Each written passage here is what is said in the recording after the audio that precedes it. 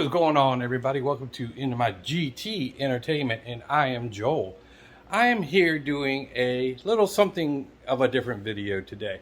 What I'm going to go through is all the superchargers that we have in our group. Well, at least some of them anyway. And then that's also including turbo kits, single turbos, Paxtons, Vortex, VMP, Whipple. So what I'm going to do is get into just the light specifics with the owners of these cars. Like I said, I'm going to start with Electra and then, go into the next one and the next one and the next one. And like I said, we're not doing horsepower numbers. We're not doing dyno sheets. We're not doing all that. But what we're going to do is roughly tell you what they think about it, the install time that they had with it, and so on and so on. And if they wanted to add any other little extra things, they could go ahead and do that. But with no further ado, let's start with Electra. See you in a second.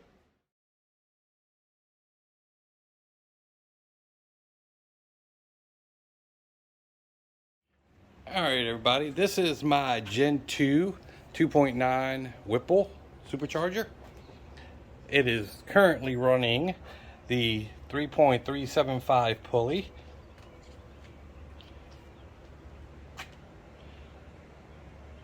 The install for this car took roughly a day and a half to do. It is running a booster pump, which regulates the voltage to the fuel pump and air mixture. The booster pump is right there, and it connects to the harness of the fuel pump, and the fuel pump is under the seat on these cars, if you didn't know. Sorry, spare belt, always need one. Quick side note, with the pulleys on these cars, on the Whipples themselves, you see the 4 bolts. That is all that you need to do to swap them out. With some of the other supercharger kits, you have to get a pulley pusher, and what it does, it's like a little clamp that goes over it and pushes the pulley off the actual neck back here. So this, you can change a pulley in about 3 minutes if you know what you're doing.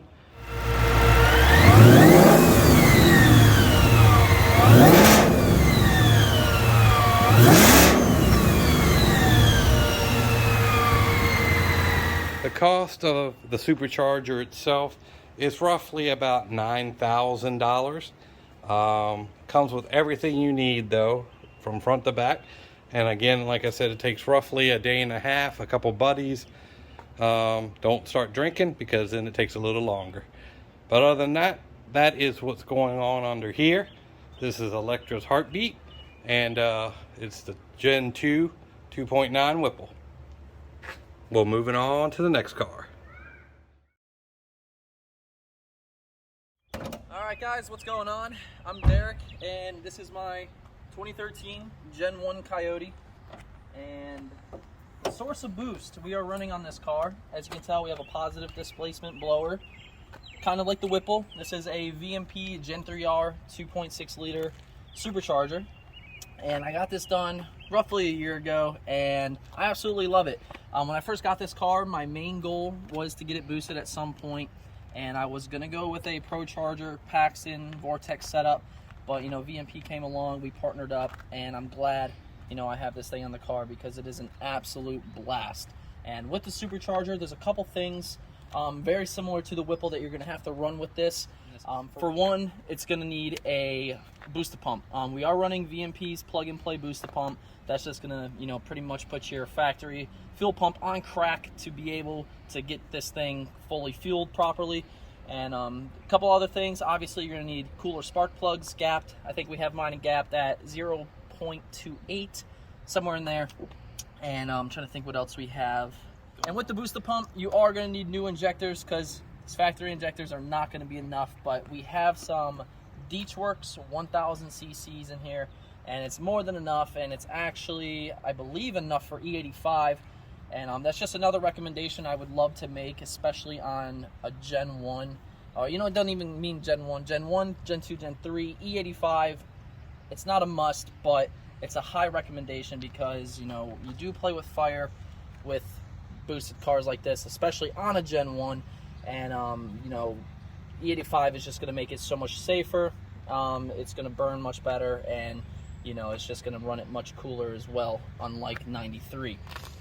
One of the main things I definitely recommend with any application, as you're going to see here in Joel's video, Gen 1, Gen 2, Gen 3, I would definitely recommend upgrading the oil pump gears. I know Joel's car has it done, this car has it done. If you're going to go and spend, I think this kit cost $8,000, I would highly recommend spending some extra money getting your oil pump gears changed, because those are typically one of the main things that fail with a boosted Coyote. But other than that, I absolutely love the car. There are some things that, you know, I kind of wish it did. With being such a fat blower on a stock Gen 1, we are running the 88mm pulley, and with the Gen 1, this is kind of the cap. If you go past this, you are definitely not going to last. And even this pulley on the car right now is really pushing it. So with having such a big pulley on here, you know, typically these positive displacements, a lot of people know that they like to scream and whine and stuff, but you know, with this setup, it really is capped, and it's not really able to do that because it's not winding up so much. There's not a lot of resistance. But if you were to slap on a really small pulley, and you know your motor was built and ready for it, this thing would scream. But that's pretty much the one, not even flaw, but the one thing that's unfortunate about this setup with the blower being so efficient. It really doesn't take much to make a lot of boost, and I believe with this pulley, you know, on the 93 we're pushing 12-13 psi, which is, it's honestly too much. It's not that safe, but that's exactly why we have an E85 kit coming. And yeah, it's just been an absolute blast. As you guys can see, it looks really good underneath the hood. Got our own little personalized VMP logo in the grabber blue. And definitely a 10 out of 10 recommend. I want to say this kit is a little bit cheaper than the Whipple. I have no complaints with it. This thing, it parties, it's fun, and yeah, I absolutely love it. So there's the VMP Gen 3R Supercharger.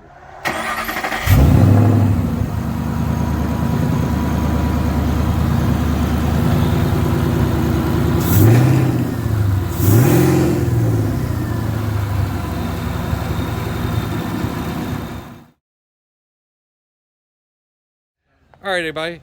Now we have Teddy's car with some new little upgrades that he's put on here, and he's gonna kind of explain what's going on. And It's a 2011 GT, as most of you all might know. It has a Paxton 2200. Ow, fuck, that's hot. 2200 SL on it. It has the 3.8 pulley, the biggest pulley it's got, just to break it in, everything. What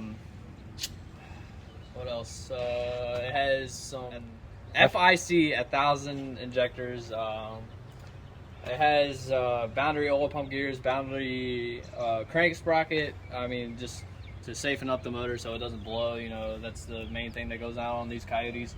Yeah, I mean, kit's pretty much self-explanatory. It's probably the easiest kit you can install on one of these cars. I want to say it's right around like 650 horsepower or 675. I want to say. Waiting for a fuel system to pull it down, because with 93 you're kind of getting into the spot of playing with fire, so I definitely don't want to do that, and I don't want to pull it down before I go E85, so I definitely need a fuel system.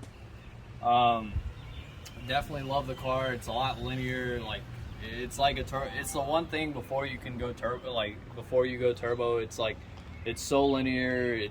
It's like, I want to say it kicks in around like 45, and it's a boatload of fun. I think the kit costs around somewhere, it's like 55 to 65. It depends on what kit you go. Like, if you want this like black, if you want it like powder coated black, or you want it polished, it's different prices, obviously. And then if you want like the bigger blow off valve, which I have, and everything else, it just all depends. And if you need the Vortec booster pump as well, so it just all price differences. I want to say it took us a good weekend. Like, if you put all the days we took putting it on, it was probably like a weekend job. Okay, it's not too bad. All right, well, that's Teddy's car, so if y'all want to see more about it, just hit me up and let me know.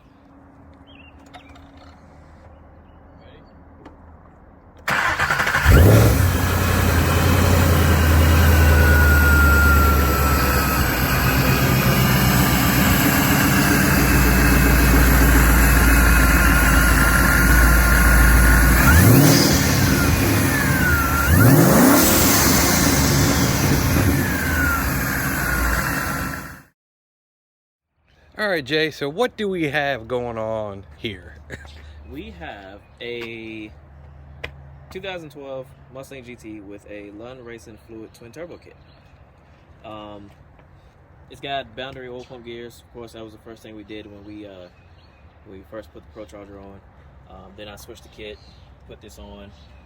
It's precision turbos, 62, 66s, and teal wastegates, or tile wastegates. EPR catch can, of course. Sally fuel system. It's boost release boost controller, which means I can control the wastegates opening and closing with CO2, so I can run whatever boost I want. Turbo guards. Let's see. It's lava red, of course. That's basically it. It's basic. I mean, everybody thinks it's an 0-3 kit, but it's not. It's air to water. So I got an ice tank in the trunk, and when I want to run at the track or something like that, then I can put ice in it, cool the IETs down. It's toned by Lund Racing, Dakota at Lund Racing. The turbos are painted by Cliff Hatcher. The whole car is ceramic coated by Bobby from Connecticut, Bobby Shucker. Yep. And there's his sticker right there. Yeah. All right. So let's see that ice kit in the back. And this is what's called the ice chest. Yeah, it's by Take Vision. And I mounted all the lines and everything. So it's got water in it right now, but I'll cut the switch on so you can see it.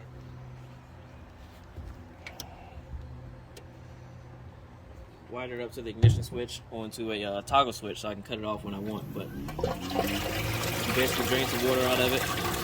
And this is the drain right here. You just turn that, it drips on the ground, and you can put some ice in it. I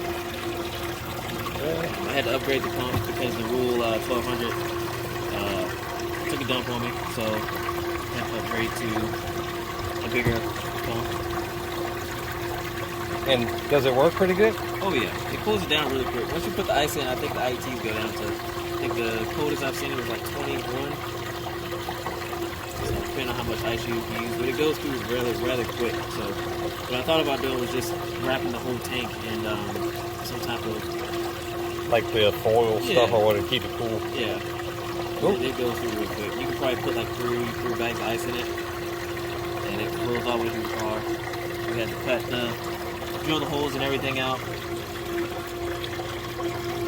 So usually with just water on a hot day, like 100 degrees outside, it stays right around like 70 IETs, which is still good. Well, there you go, guys. That's something you don't see every day. At least not on a regular street car anyway. So the install on this kit took months of planning and yeah, it just took months of planning. Reason being is because it was just a production kit, so it's not a lot out there. So I was back and forth with John Lund, and he was sending me the instructions and the diagrams of how everything goes, and then I had to reach out to a few people that I knew had the kit, and they gave me some detailed pictures of how to install or how they installed it. So everything is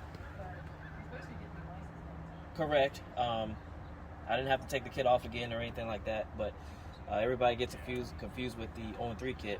But the 0-3 kit mounts the fuse box and the computer behind the front bumper under the headlight. And the good thing about this kit is you're able to keep the fuse box under the hood, and the computer mounts to the radiator support under the car. So it's got like a bracket that you put the computer on, so you don't have to worry about it getting wet or damaged, or if you need to change a fuse, you can still open the box and change the fuse. You have to take the front bumper off to do so, which is a really good feature.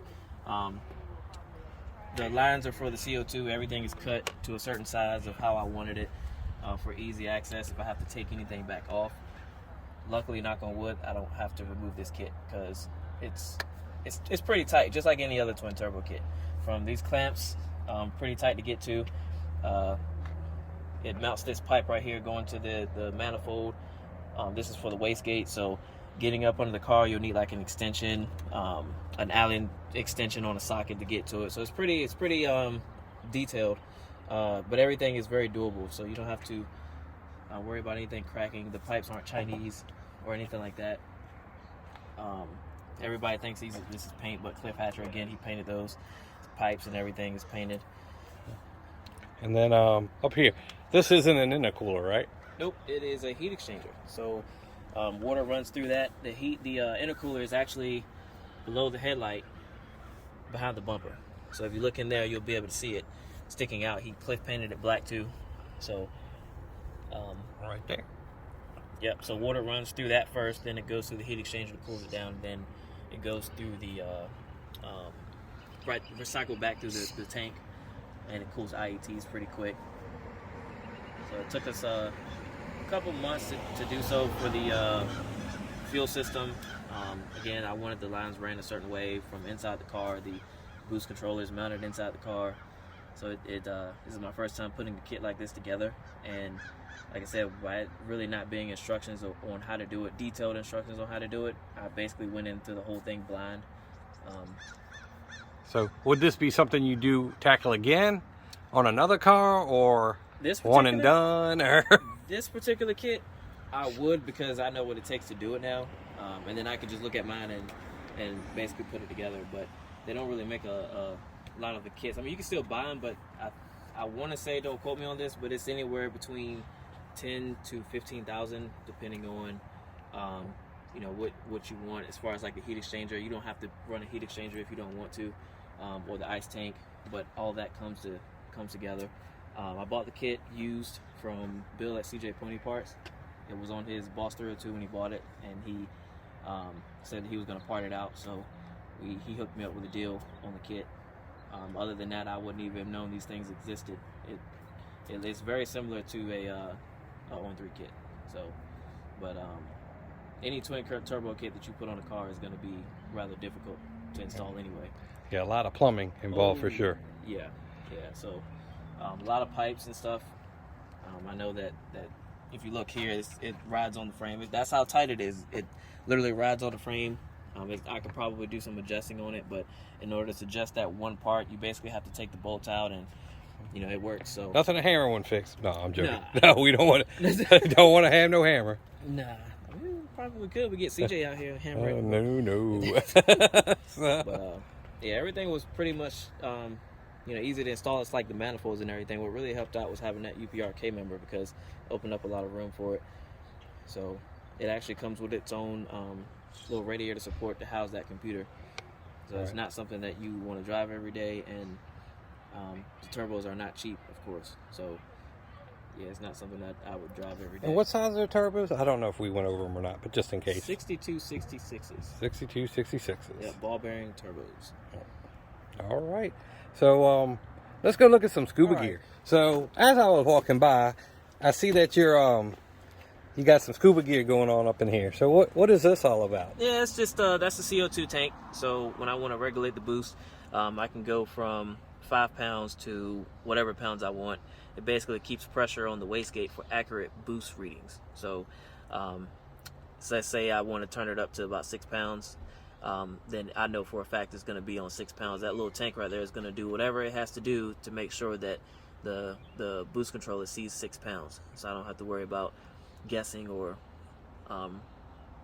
changing springs or anything like that. So what you do is you put the smaller springs as you can in those in the wastegates, and you use the CO2 to regulate the boost. Most people, they run 12 pounds or 10 pounds or whatever. It just makes it a whole lot easier because you can use the CO2 to get whatever you want. So that's a good feature. It's also boost by gear, which means I can set the what can I say? Oh, I can set the PSI on whatever gear. So let's say, for instance, I want 5 PSI in first gear, and then I want the CO2 to kick in second, third, fourth. That way it won't shock the tires, it won't shock the system. It's really set up for track. So it's not something that you can really play around on the street. Although it's fun but it's fun to do so. It's mostly set up for a track kit is all it is. All right. Sounds good. All right. So what am I looking at here, Jay? So this is your boost controller, boost by gear. This is really, really simple. Anytime you press the clutch, that number right there moves. So it goes up to 6. So let's say, for instance, you're in second gear, or in order to go back to first, then you just hold the clutch down and it reset back to 0. And as you press the clutch down, this number right here goes up. So let's say, for instance, you want to change the boost for whatever. Like right now it's just on gate. You hit this button. Now you're on CO2. Okay. So, you know, you have 4 PSI, whatever. You just go back to the menu. You have launch mode, boost by gear 6. These are the different settings that you can put it on. These right here would represent whatever you want. So let's say, for instance, first gear 4 pounds, yep, and second 5 pounds. So basically what this is, this isn't you know, what your pounds is. You got to keep in mind, I've seen people blow their cars up like this.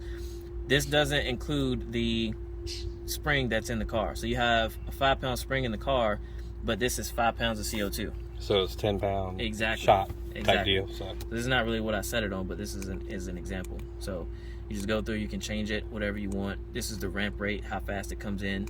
Hit that again and you go back. If you want to put it back on wastegate, hit that button.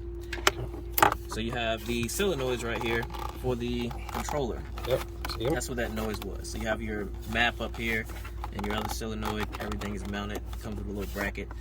So I wanted to keep it. So some people mount it under the hood, but I wanted to keep it in the glove box because as you can see, when you hit that button, you can hear it. That's how you know it's activated. So it was a good feature, and I didn't want to mount it anywhere. I just felt like, you know, I keep it in the glove box. I can just close it. Usually. Yeah, usually you close it. There you go. There you go. So, but then if you want to play around, you just touch it and put it on whatever settings you want and go. And like I said, you can do it from the driver's seat and do what you need to and go. So if there's an adjustment, there it is. So Exactly. makes a lot of sense.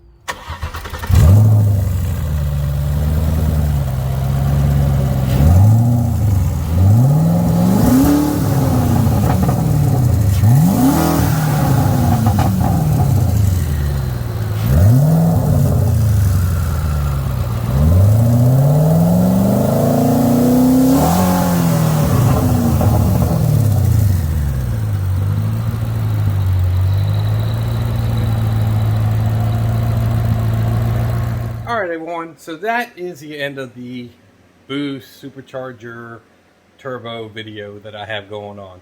I had to cut it right there. There are some other cars I wanted to bring in. I did want to bring in Cole's Eaton. I wanted to bring in a couple other cars too for it. But if not, the video is going to be like 4,000 hours. So this being what it is, I hope y'all enjoy it. And I wanted to thank Jay, I wanted to thank Teddy, and I wanted to thank Derek for helping me out with this video. And if y'all want to see more of this type of video, go ahead and give me a follow, subscribe, and comment below, and we will go ahead and get that done for you. So until the next video, we will see you there.